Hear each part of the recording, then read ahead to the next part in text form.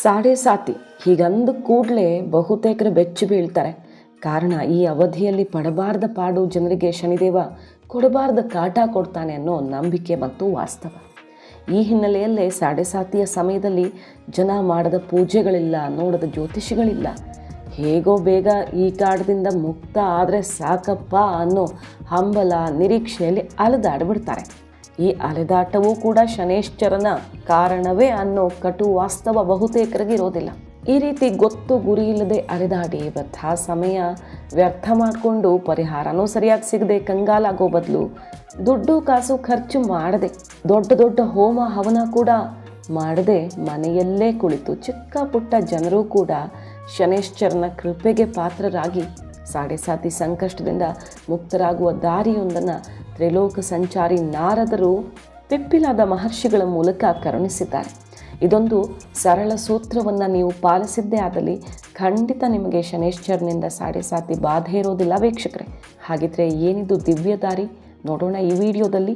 Video ನೋಡೋಕ್ಕೂ ಮುನ್ನ ನೀವಿನ್ನೂ ನಮ್ಮ ಡಂಗೂರ ಕರ್ನಾಟಕ ಚಾನಲ್ನ ಸಬ್ಸ್ಕ್ರೈಬ್ ಆಗಿಲ್ಲ ಅಂದರೆ ತಪ್ಪದೇ ಸಬ್ಸ್ಕ್ರೈಬ್ ಆಗಿ ಮುಂದಿನ ಎಲ್ಲ ವಿಡಿಯೋ ಅಪ್ಡೇಟ್ಗಳಿಗಾಗಿ ಪಕ್ಕದಲ್ಲೇ ಇರೋ ಬೆಲ್ ಬಟನ್ ಕೂಡ ಒತ್ತಿ. ಸ್ಕಂದ ಪುರಾಣದಲ್ಲಿ ಪಿಪ್ಪಿಲಾದ ಮಹರ್ಷಿಗಳ ಕಥೆ ಬರುತ್ತೆ. ಪಿಪ್ಪಿಲಾದ ಮಹರ್ಷಿಗಳ ನಾಮಸ್ಮರಣೆಯಿಂದಾನೇ ಶನೇಶ್ಚರ ಸ್ವಲ್ಪ ನಿರಾಳತೆ ಕೊಡ್ತಾನೆ ಅನ್ನೋ ಪ್ರಬಲ ನಂಬಿಕೆ ಕೂಡ ಇದೆ. ಪಿಪ್ಪಿಲಾದ ಮಹರ್ಷಿಗಳು ಶನೇಶ್ಚರ ಶಾಂತಿಗಾಗಿಯೇ ಒಂದು ಸ್ತೋತ್ರ ಸಹ ರಚಿಸಿದ್ದಾರೆ. ವಿಡಿಯೋದ ಮುಂದಿನ ಭಾಗದಲ್ಲಿ ಆ ಸ್ತೋತ್ರವನ್ನು ಅಕ್ಷರ ರೂಪದಲ್ಲಿ ಸಹ ಕೊಟ್ಟಿದ್ದೀವಿ. ನೀವಿದನ್ನು ಕೇಳಿಸ್ಕೊಂಡು ಬರ್ಕೊಂಡು ಸ್ವತಃ ಪಠಿಸಬಹುದು. ಆದರೆ ಈ ಸ್ತೋತ್ರ ಮತ್ತು ಅದರ ಮಹತ್ವ ಅರಿಯುವ ಮುನ್ನ ಪಿಪ್ಪಿಲಾದ ಮಹರ್ಷಿಗಳ ಹಿನ್ನೆಲೆಯನ್ನು ನೋಡಿಬಿಡೋಣ ವೀಕ್ಷಕರೇ. ತ್ರೇತಾಯುಗದಲ್ಲಿ ಮಿಥಿಲಾ ಪಟ್ಟಣದಲ್ಲಿ ಯಾಜ್ಞವಲ್ಕ ಮಹರ್ಷಿಗಳು ಅಂತ ಇದ್ದರು. ಮಹಾಜ್ಞಾನಿ ಮತ್ತು ತಪಸ್ವಿ. ಅವರ ತಂಗಿ ಕಂಸಾರಿ ಅಂತ ಇರ್ತಾಳೆ. ನಿತ್ಯ ಬ್ರಹ್ಮಚಾರಿಣಿ ಈಕೆ. ತಪಸ್ಸನ್ನು ಮಾಡ್ತಾ ಇರ್ತಾಳೆ. ದೈವ ನಿಮಿತ್ತವಾಗಿ ಆಕೆಗೆ ಗರ್ಭೋತ್ಪತ್ತಿ ಆಗುತ್ತೆ. ಯಾವುದೇ ಥರದ ದೇಹ ಸಂಪರ್ಕವಿಲ್ಲದೆ ಇದು ನಡೆಯುತ್ತೆ. ಹೇಗಾಯಿತು ಅಂತ ಸ್ವತಃ ಅವಳಿಗೂ ಕೂಡ ಗೊತ್ತಿರೋದಿಲ್ಲ. ಇದನ್ನು ಮುಚ್ಚಿಡಬೇಕು ಅಂತ ನಿರ್ಧರಿಸಿ ಎಲ್ರಿಗೂ ಸುಳ್ಳು ಹೇಳಿ ನಾನು ಬೇರೆ ಆಶ್ರಮಕ್ಕೆ ಹೋಗ್ತಾ ಇದ್ದೀನಿ, ಯಾವುದೋ ಒಂದು ವಿಶೇಷ ವ್ರತ ಮಾಡಬೇಕು ಅಂತ ಅಲ್ಲಿಂದ ಹೋಗ್ತಾಳೆ. ಯಾರೂ ಕೂಡ ಮರು ಪ್ರಶ್ನೆ ಮಾಡಲ್ಲ. ಬೇರೆ ಕಡೆ ಬಂದು 9 ತಿಂಗಳಾದ ಮೇಲೆ ಕಂಸಾರಿಗೆ ಪ್ರಸವ ಆಗುತ್ತೆ. ಗಂಡು ಮಗು ಹುಟ್ಟತ್ತೆ. ಆದರೆ ಆ ಮಗುವನ್ನು ಎಲ್ಲೂ ತಗೊಂಡು ಹೋಗೋ ಹಾಗಿಲ್ಲ. ಸಮಾಜದ ಕಟ್ಟುಪಾಡುಗಳಿಗೆ ಹೆದರಿ ಏನು ಮಾಡಬೇಕು ಅಂತ ತೋಚದೆ ಆಶ್ರಮಕ್ಕೆ ಸ್ವಲ್ಪ ದೂರದಲ್ಲಿದ್ದ ಅಶ್ವತ್ಥ ಮರದ ಕೆಳಗಡೆ ದೇವರಲ್ಲಿ ಪ್ರಾರ್ಥನೆ ಮಾಡ್ತಾಳೆ. ಅಶ್ವತ್ಥ ವೃಕ್ಷದಲ್ಲಿ ನೆಲೆಸಿರುವ ವಿಷ್ಣು ದೇವನೇ, ನಾನು ಬೇರೆ ದಾರಿ ಕಾಣದೆ ಈ ಮಗುವನ್ನು ನಿನ್ನ ಬಳಿ ಬಿಟ್ಟು ಹೋಗ್ತಾ ಇದ್ದೀನಿ, ಮಗುವನ್ನು ನೀನೇ ಕಾಪಾಡಬೇಕಪ್ಪ ಅಂತ ಹೇಳಿ ಹೋಗ್ತಾಳೆ. ಆದರೆ ಹೊರಡೋ ಮುನ್ನ ಆಕಾಶದಲ್ಲಿ ಒಂದು ವಾಣಿ ಕೇಳಿಸತ್ತೆ. ಹೆದರಬೇಡ ಮಗಳೇ, ಈ ಮಗು ಸಾಮಾನ್ಯವಾದದ್ದಲ್ಲ, ದೈವ ಕಾರ್ಯಕ್ಕಾಗಿ ಇವನ ಜನ್ಮ ಆಗಿದೆ. ಈ ಮಗು ಇಲ್ಲೇ ಪಕ್ಕದಲ್ಲೇ ಇರೋ ಆಲದ ಮರದ ಕೆಳಗೆ ಜೀವಿಸ್ತಾನೆ. ಆಲದ ಮರದ ಹಣ್ಣು ತಿಂದು ಅದರ ಎಲೆಗಳ ರಸವನ್ನು ಕುಡಿದು ಬೆಳಿತಾನೆ. ಇವನಿಗೆ ಪಿಪ್ಪಿಲಾದ ಅನ್ನೋ ಹೆಸರೂ ಬರುತ್ತೆ. ಜಗತ್ತನ್ನು ಉದ್ಧರಿಸೋದಕ್ಕೆ ಈತ ನೆರವಾಗ್ತಾನೆ ಅಂತ ಹೇಳುತ್ತೆ ಆ ವಾಣಿ. ಇದಾದ ಮೇಲೆ ಆ ಕಂಸಾರಿ ಯಾಜ್ಞವಲ್ಕ್ಯರ ಆಶ್ರಮಕ್ಕೆ ವಾಪಸ್ಸಾಗ್ತಾಳೆ. ತನ್ನ ಪಾಡು ಮಗನನ್ನು ಬಿಟ್ಟು ಬಂದ ಸ್ಥಿತಿಯನ್ನು ನೆನೆದು ಜರ್ಜರಿತವಾಗಿ ಮೂರ್ಛೆ ಹೋಗ್ತಾಳೆ. ಏನಾಯಿತು ಅಂತ ಅಣ್ಣ ಯಾಜ್ಞವಲ್ಕ್ಯರು ಬಂದು ನೋಡುತ್ತಲೇ ಅಲ್ಲೇ ಪ್ರಾಣವನ್ನು ಬಿಟ್ಟು ಬಿಡ್ತಾಳೆ ಕಂಸಾರಿ. ಇತ್ತ ಮಗು ಅಶ್ವತ್ಥ ಮರದ ಕೆಳಗಿದ್ದು ಪಕ್ಕದಲ್ಲೇ ಇದ್ದ ಆಲದ ಮರದ ಹಣ್ಣುಗಳನ್ನು ತಿಂದು ಎಲೆಗಳ ಹಾಲನ್ನೇ ಕುಡಿದು ಬೆಳೀತಾ ಹೋಗುತ್ತೆ. ಜನರೆಲ್ಲ ಪಿಪ್ಪಿಲಾದ ಅಂತ ಕರಿತಾ ಹೋಗ್ತಾರೆ. ಹೀಗೆ ನಡೀತಾ ಇರುವಾಗ ಒಮ್ಮೆ ನಾರದ ಮಹರ್ಷಿಗಳು ಇಲ್ಲಿಗೆ ಬರ್ತಾರೆ. ಭೂಲೋಕ ಯಾತ್ರೆಯ ನಿಮಿತ್ತ ಬಂದ ನಾರದ ಮುನಿಗಳು ಈ ಬಾಲಕನನ್ನು ನೋಡಿ ಆಶ್ಚರ್ಯಗೊಳ್ತಾರೆ. ಯಾಕಂದ್ರೆ ಆ ಹುಡುಗ ಚಿಕ್ಕ ವಯಸ್ಸಿಗೇನೆ ಕಾಡಿನ ಮಧ್ಯೆ ಸಿಂಹ, ಹುಲಿ, ಕ್ರೂರ ಪ್ರಾಣಿಗಳ ನಡುವೆ ಇದ್ದು ಆಡ್ಕೊಂಡಿರ್ತಾನೆ. ಹುಡುಗ ಏನಪ್ಪ ಇಷ್ಟು ದೊಡ್ಡ ಕಾಡಲ್ಲಿ ಯಾರೂ ಪರಿಚಿತರು ಇಲ್ವೇ, ಯಾರೂ ಸಹ ಇಲ್ವ ನಿನ್ನ ಜೊತೆಗೆ ಅಂತ ಕೇಳ್ತಾರೆ. ಒಬ್ಬನೇ ಕಾಡು ಪ್ರಾಣಿಗಳ ಜೊತೆ ಆಟ ಆಡ್ತಿದ್ಯಲ್ಲ ಅಂತ ಹೋಗಿ ಮಾತನಾಡಿಸ್ತಾರೆ. ಯಾರಪ್ಪ ನೀನು, ನಿನ್ನ ತಂದೆ ತಾಯಿ ಯಾರು, ಯಾಕಿಲ್ಲಿ ಒಬ್ಬನೇ ಇದ್ದೀಯಾ ಅಂತ ಕೇಳ್ತಾರೆ. ನನಗೆ ಯಾರೂ ಇಲ್ಲ, ತಂದೆ ತಾಯಿ ಅಂತ ಯಾರೂ ಗೊತ್ತಿಲ್ಲ, ನಾನು ಇಲ್ಲೇ ಇರೋದು, ಒಬ್ಬನೇ ಇರೋದು ಅಂತಾರಂತೆ. ಆಗ ನಾರದರು ತಮ್ಮ ದಿವ್ಯ ದೃಷ್ಟಿಯ ಮೂಲಕ ಆ ಹುಡುಗನ ವೃತ್ತಾಂತವನ್ನೆಲ್ಲ ನೋಡ್ತಾರೆ. ನೋಡಪ್ಪ, ನೀನು ವಾಸ್ತವವಾಗಿ ದೇವಗುರು, ಆದರೆ ನಿನ್ನ ತಮ್ಮ ಉದತ್ಯನ ಶಾಪದಿಂದ ಈ ರೀತಿ ಕಾರಣ ಜನ್ಮವಾಗಿದ್ದೀಯಾ. ಆದರೂ ನೀನು ಭೂಮಿಗೆ ಬಂದ ಹಿನ್ನೆಲೆ ಬಹಳ ದೊಡ್ಡ ಮಹತ್ ಕಾರ್ಯವೊಂದನ್ನು ಮಾಡೋದಿದೆ. ಅಥರ್ವಣ ವೇದ 100 ಕಲ್ಪದಷ್ಟು ದೊಡ್ಡದಿದೆ. ಅದನ್ನು 9 ಶಾಖೆಗಳಾಗಿ ವಿಭಾಗ ಮಾಡಬೇಕು, 5 ಕಲ್ಪಗಳಾಗಿ ಭಾಗ ಮಾಡಬೇಕು. ಈ ಮೂಲಕ ಜಗತ್ತಿಗೆ ದೊಡ್ಡ ಉಪಕಾರ ಮಾಡಬೇಕಾಗಿದೆ. ನೀನು ವೇದ ವಿಭಾಗದ ಉಪಕಾರಕ್ಕಾಗಿಯೇ ನೀನು ಭೂಮಿಗೆ ಬಂದಿದ್ದೀಯಾ. ಹೀಗಂತ ಪಿಪ್ಪಲಾದನಿಗೆ ಅವನ ಜನ್ಮ ರಹಸ್ಯ ತಿಳಿಸ್ತಾರೆ ನಾರದ ಮುನಿಗಳು. ಹಾಗಾದರೆ ನನ್ನ ತಂದೆ ತಾಯಿ ಯಾರು ಅಂತ ಕೇಳ್ತಾನೆ ಬಾಲಕ ಪಿಪ್ಪಲಾದ. ಆಗ ನಾರದ ಮುನಿಗಳು ಹೇಳ್ತಾರೆ, ನಿನ್ನ ತಾಯಿ ಕಂಸಾರಿ ಮತ್ತು ಆಶ್ರಯದಾತರಾದ ಕಾರಣ ಸಾಕು ತಂದೆಯ ರೀತಿ ಯಾಜ್ಞವಲ್ಕ್ಯರು ಇದ್ದಾರೆ. ಅವರ ಬಳಿಯೇ ನಾನು ನಿನ್ನನ್ನು ಕರ್ಕೊಂಡು ಹೋಗ್ತೀನಿ. ಮುಂದೆ ಅವರೇ ನಿನಗೆ ವಿದ್ಯಾಭ್ಯಾಸ ಕೊಟ್ಟು ಜಗತ್ತಿಗೆ ಅನುಕೂಲವಾಗಿ ನಿನ್ನನ್ನು ಅನುವು ಮಾಡ್ತಾರೆ ಅಂತ ಹೇಳ್ತಾರೆ ನಾರದರು. ಇದನ್ನೆಲ್ಲ ತಿಳ್ಕೊಂಡ ಮೇಲೆ ಬಾಲಕ ಪಿಪ್ಪಿಲಾದನಿಗೆ ಹೊಸದೇನೋ ಹೊಳೆಯತ್ತೆ.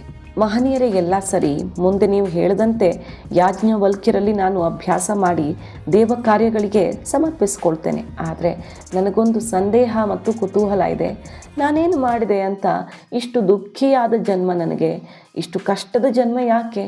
ಇಷ್ಟು ದಿನ ಅನಾಥನ ರೀತಿ ಬೆಳಿಬೇಕಾದ ಪ್ರಸಂಗ ಯಾಕೆ ಬಂತು ಅಂತ ಕೇಳ್ತಾನೆ ಬಾಲಕ ಪಿಪ್ಪಿಲಾದ. ಆಗ ನಾರದರು ಒಂದು ಮಹತ್ವದ ಅಂಶ ಹೇಳ್ತಾರೆ ಪಿಪ್ಪಿಲಾದರಿಗೆ. ಮಗು, ನೀನು ಹುಟ್ಟುವಾಗ ನಿನ್ನ ಜನ್ಮರಾಶಿಯಲ್ಲಿ ಶನೈಶ್ಚರ ಗ್ರಹ ಇತ್ತು.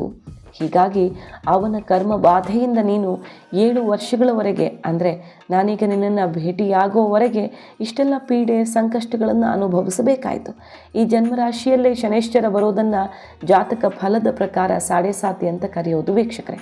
ಉಳಿದೆಲ್ಲ ಗ್ರಹಗಳು ತಿಂಗಳ ಲೆಕ್ಕದಲ್ಲಿ ಅಥವಾ ಕೆಲವೇ ವರ್ಷದ ಲೆಕ್ಕದಲ್ಲಿ ಸಂಚಲನದ ಗತಿಯನ್ನು ಹೊಂದಿದರೆ, ಶನೈಶ್ಚರ ರಾಶಿಯಿಂದ ಇನ್ನೊಂದು ರಾಶಿಗೆ ಹೋಗೋದಕ್ಕೆ ಭರ್ತಿ 8.5 ವರ್ಷ ತಗೊಳ್ತಾನೆ. ನಿಧಾನಕ್ಕೆ ಚಲಿಸುವ ಶನೈಶ್ಚರನಿಗೆ ಮಂದ ಅನ್ನೋ ಹೆಸರು ಕೂಡ ಇದೆ. ಮಂದಚರ ಅನ್ನೋ ಹೆಸರಿದೆ. ಶನೈ ಅಂದರೆ ಮೆಲ್ಲನೆ ಅನ್ನೋ ಅರ್ಥ. ಹಾಗಾಗಿ ಶನೈಶ್ಚರ ಅನ್ನೋ ಹೆಸರು ಸಹ ಬಂದಿದೆ. ಜನ್ಮರಾಶಿಯಿಂದ ಹಿಂದೆ ಮುಂದೆ ಇದ್ದಾಗಲೂ ಆ 2.5 ವರ್ಷಗಳ ಅವಧಿಯಲ್ಲಿ ವ್ಯಕ್ತಿಗೆ ತೊಂದರೆ ಆಗೋ ಸಾಧ್ಯತೆ ಇರುತ್ತೆ. ಹೀಗಾಗಿ ಜನ್ಮರಾಶಿ ಮತ್ತು ಅಕ್ಕಪಕ್ಕದ ರಾಶಿಗಳು ಸೇರಿ ಒಟ್ಟು 7.5 ವರ್ಷಗಳ ಕಾಲ ತೊಂದರೆ ಆಗೋದ್ರಿಂದ 7.5 ಅಂತ ಕರೀತಾರೆ. ಹೀಗಾಗಿ ನೀನು ಜನ್ಮರಾಶಿಯಲ್ಲಿ ಶನೈಶ್ಚರನ ದೃಷ್ಟಿಯ ಜೊತೆಯೇ ಜನಿಸಿದ್ರಿಂದಾಗಿ ಇಷ್ಟು ಕಾಲ ದುಃಖಿತನಾಗಿ ಕಾಲ ಕಳಿಬೇಕಾಯಿತು ಅಂತ ಹೇಳ್ತಾರೆ ನಾರದರು. ಇದೆಲ್ಲವನ್ನು ಕೇಳಿದ ಬಾಲಕ ಪಿಪ್ಪಿಲಾದನಿಗೆ ಸಿಕ್ಕಾಪಟ್ಟೆ ಸಿಟ್ಟು ಬರುತ್ತೆ. ನನ್ನ ಕಷ್ಟಕ್ಕೆ ಕಾರಣನಾದ ಆ ಶನೈಶ್ಚರ ಎಲ್ಲಿದ್ದಾನೆ ಅಂತ ಸಿಟ್ಟಿನಿಂದಾನೇ ಕೇಳ್ತಾನೆ ಬಾಲಕ. ಅಲ್ಲದೆ ಮೇಲೆ ನೋಡಿ ಈ ಕೂಡಲೇ ಆ ಶನೈಶ್ಚರ ಎಲ್ಲಿದ್ದರೂ ಕೆಳಗಿಳಿದು ಬರಬೇಕು ಅಂತ ಕ್ರೋಧದಿಂದ ಹೇಳಿಬಿಡ್ತಾರೆ. ಪಿಪ್ಪಿಲಾದ ಒಂದು ಕಾರಣ ಜನ್ಮ. ಈ ಹಿನ್ನೆಲೆಯಲ್ಲಿ ಕೂಡಲೇ ಶನೈಶ್ಚರ ತನ್ನ ಪಥದಿಂದ ಕೆಳಗಿಳಿದು ಬಂದೇ ಬಿಡ್ತಾನೆ. ಅಪಾಯದ ಅರಿವಿದ್ದ ನಾರದರು, ಅಯ್ಯೋ ಮಗು, ಇದೆಂಥ ಕೆಲಸ ಮಾಡ್ತಿದೀಯಾ? ಶನೈಶ್ಚರ ತುಂಬ ಪ್ರಭಾವಶಾಲಿ. ಹುಟ್ಟಿದಾಗ ತನ್ನ ವಕ್ರದೃಷ್ಟಿಯ ಮೂಲಕ ತನ್ನ ತಂದೆಯ ಕಾಲುಗಳನ್ನೇ ಸುಟ್ಟು ಬಿಟ್ಟಿದ್ದ ಆ ಮಹಾನುಭಾವ, ಅವನು ಭೂಮಿಗೆ ಬಂದು ನಿನ್ನನ್ನು ನೋಡಿದರೆ ನೀನೇ ಭಸ್ಮವಾಗ್ತೀಯ ಅಂತ ಹೇಳಿದ ನಾರದರು ಶನೈಶ್ಚರನನ್ನು ಹಾಗೆ ಆಕಾಶದಲ್ಲಿರುವಂತೆ ಮಾಡಿ ಬಾಲಕ ಪಿಪ್ಪಿಲಾದನಿಗೆ ನೀನು ಅವನನ್ನು ಸ್ತೋತ್ರ ಮಾಡು, ಅವನ ಕೋಪ ಕಡಿಮೆಯಾಗತ್ತೆ ಅಂತ ಹೇಳ್ತಾರೆ. ಸ್ತೋತ್ರ ಮಾಡಿ ಶನೈಶ್ಚರನನ್ನು ಪ್ರಸನ್ನಗೊಳಿಸು. ಆಗ ಶನಿದೇವ ನಿನಗೇನೂ ತೊಂದರೆ ಕೊಡದೆ ಹಾಗೆ ಸಂಚರಿಸ್ಕೊಂಡು ಹೋಗ್ತಾನೆ ಅಂತ ಬಾಲಕನಿಗೆ ಸಲಹೆ ಕೊಡ್ತಾರೆ ನಾರದರು. ನಾರದರ ಸಲಹೆಯಂತೆ ಹೆದರಿದ ಬಾಲಕ ಶನಿದೇವನನ್ನು ಕುರಿತು ಸ್ತೋತ್ರ ಮಾಡ್ತಾನೆ. ಶನೈಶ್ಚರನನ್ನು ಪ್ರಸನ್ನಗೊಳಿಸ್ತಾನೆ. ಈ ಸ್ತೋತ್ರಗಳಿಂದ ಖುಷಿಯಾದ ಶನೈಶ್ಚರ ಬಾಲಕನಲ್ಲಿ ಹೇಳಿದ್ದಿಷ್ಟು: ಬಾಲಕ, ನಿನ್ನ ಸ್ತೋತ್ರಗಳಿಂದ ನಾನು ಪ್ರಸನ್ನನಾಗಿದ್ದೀನಿ. ನಿನಗೇನು ವರ ಬೇಕು, ಆಶೀರ್ವಾದ ಬೇಕು, ಕೇಳು ಅಂತ. ಪಿಪ್ಪಿಲಾದ ಅಂಥ ಮಹಾಜ್ಞಾನಿ ಮತ್ತು ನಿಸ್ವಾರ್ಥಿ ಮತ್ತು ಲೋಕ ಕಲ್ಯಾಣಕಾರಕ ಕಾರಣ ಜನ್ಮ ಅನ್ನೋದಕ್ಕೆ ಆ ದಿನ ಆತ ಕೇಳಿದ ವರವೇ ಸಾಕ್ಷಿ ವೀಕ್ಷಕರೇ. ಶನಿದೇವ ನೀನು ಪ್ರಸನ್ನನಾಗಿದ್ದೀಯಾ ಅಂತ ತಿಳಿದು ಖುಷಿಯಾಯಿತು.